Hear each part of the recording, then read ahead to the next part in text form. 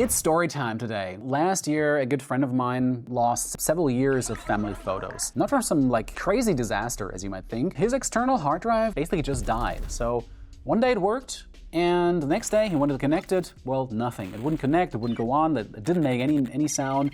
It was just dead. Now you'd think, okay, but it was still on his computer, right? Unfortunately, wrong. He'd been using that external drive as his only backup. And once he filled it up, he deleted the originals from his computer to free up some space. Like a normal person trying to manage storage. It's what I see on a daily basis when I talk to friends. It's just the thing that drives just fail, right? And if they fail, it's very hard to get that data back or very costly to send the drive to some kind of data recovery service. So most of the time, the data is just gone and you just have to accept it. But there are obviously solutions, and those solutions are easy actually when you think about it and what they can do for your data. Obviously, my friend did the same thing, right? He called a data recovery service. They quoted him anywhere from, I think it was between $1,500 to $3,000, depending on how bad the damage was. And even then, there's absolutely no guarantee they could recover anything. And 7 years of family photos, gone. His kids growing up, vacations, all of it. It's just gone. And most of us walking around with our entire digital lives, living in the exact one place, just waiting for Murphy's Law to strike. I see this happening all the time. So today, I'm not just gonna explain what the 3-2-1 backup rule is. We're actually setting it up together right now. By the end of this video, your data will be protected.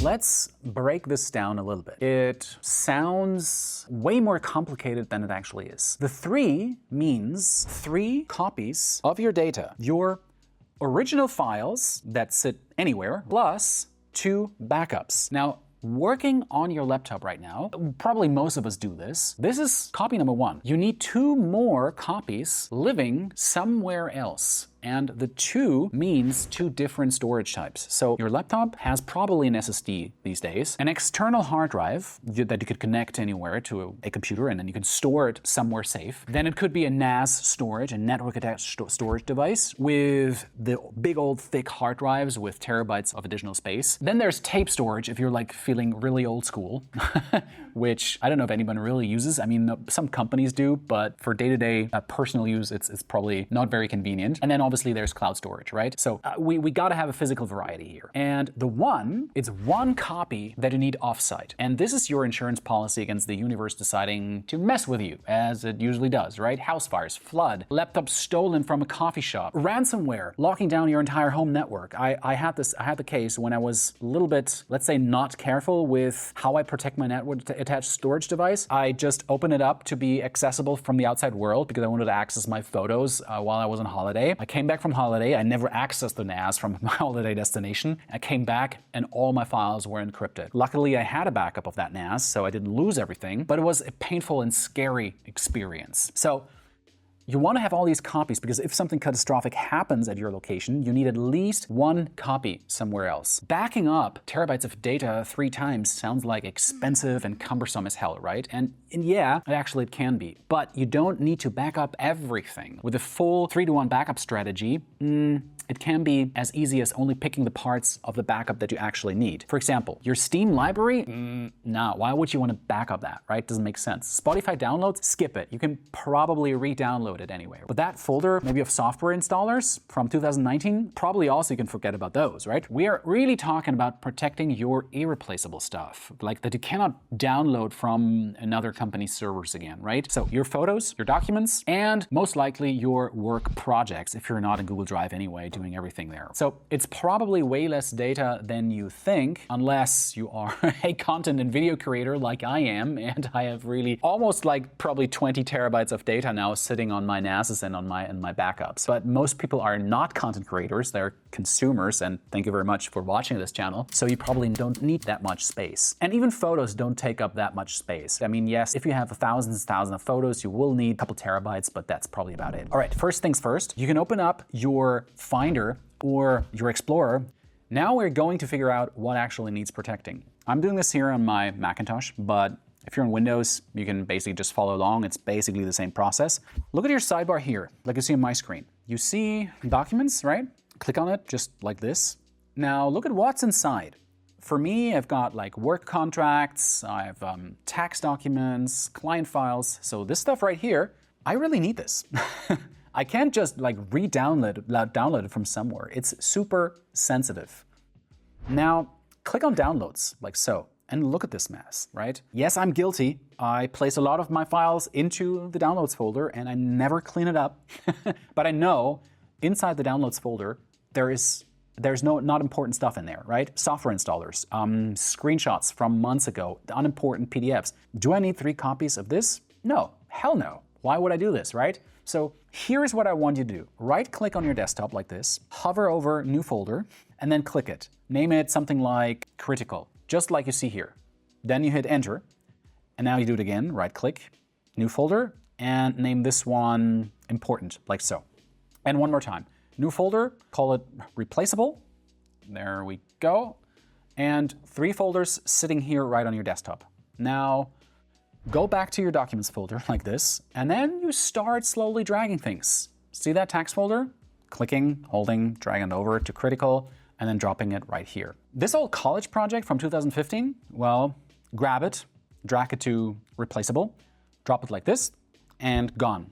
Now, the Important folder is for stuff that essentially would suck to lose, right? But you could technically recover it. So for me, like this Courses folder here that I downloaded, I'm dragging it over to Important just like so.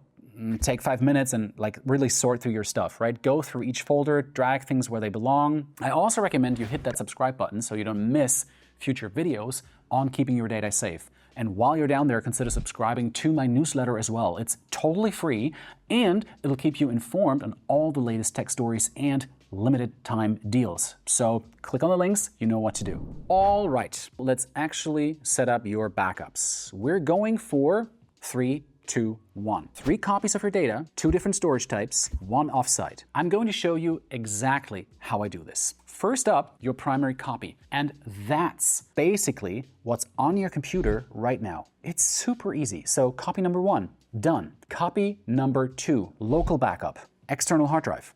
Let me get that.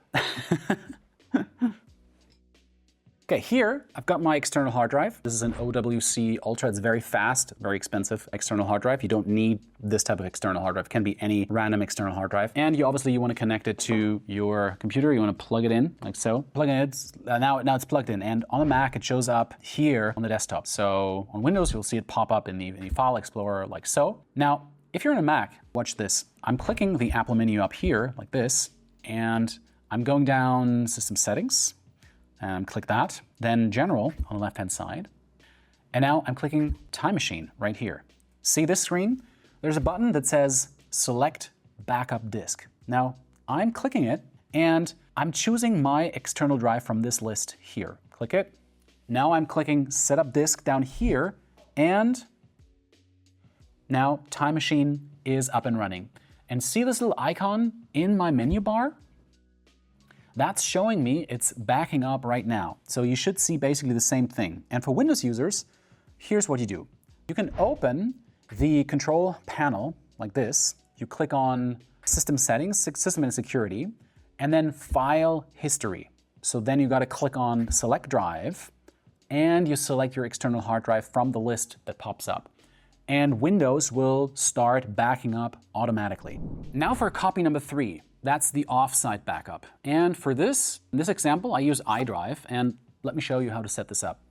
First, you click the iDrive link in the description box below, right? If you haven't done so already. And this will give you also a huge discount on your first year of iDrive. It's usually 75%. Now, basically, you'll fill in your data to create an account, my name, email, your password, and phone number. Then I'll fill in my payment information, and I'm going to show you, well, just that. It's very easy. I mean, you can either take the free trial or you sign up directly for a paid account to get your offsite backup up and running.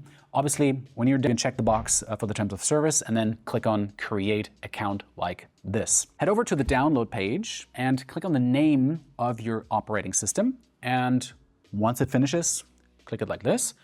And you'll see the installer open like so. Now, do the usual spiel, right? You click Accept, Install, and wait essentially for it to finish. And once it's done, the app will launch like so. I'm entering my email and password, and then clicking Sign In. And there we go. Here is the main interface. Now you're going to select what to back up. See where it says modify at the bottom? So we want to click that. And look at this. Here's my desktop. And here's my critical folder I created earlier. And I'm checking that box like this. Now, click OK again. And we're back on the iDrive home screen. See the schedule option down here? I'm clicking it like this. And now I'm going to set it to run daily at 2 a.m. like so. And that's when you're not using basically your computer too much. You can also choose specific days. You can set a cutoff time and enable notifications if you want to. And once you're done, you gotta click Save Changes like this. And now watch this. I'm clicking Backup Now just to get the first backup going like so. And see the progress bar? It's going to take a while. It's going to take maybe a few hours. It really depends on how much data you have. It's your initial backup, and that will always take a while, right? But you can see that it's working. Your files are uploading right there. Isn't that a satisfying feeling when you know that your files are transferred to the cloud and you know nothing can happen to them basically? You always got another copy somewhere else. That's what you get when you sign up for a backup service. And here's what you should have essentially right now. Let me verify mine. Now I'm opening my Finder window like this. See my critical folder here on my desktop? That's copy number 1. Now I'm clicking on my external drive over here in the sidebar, like so. See? There's my critical folder right there, and that's copy number 2. And now I'm also opening iDrive like this, going to my files, and look, there is my critical folder backed up right here, and that's copy number 3, and it's Offsite. So you've got all 3. Congratulations. Well, you've just implemented a 3-2-1 backup strategy. Your data is now safer than probably 90% of people's. That's it. Very easy. Didn't hurt, right? Was quite fast. You obviously need to think about how you want to structure your data. This is just a suggestion like to quickly get us going. You can be much more granular. Drop a comment and let me know when you've got it set up. If you've got a question about your specific setup, ask me in the comments and I'll gladly help you to figure it out. And if this video saved you from losing your irreplaceable files, obviously hit that like button and subscribe. And thanks for watching. And hopefully I'm going to see you in my next practical video. Bye-bye.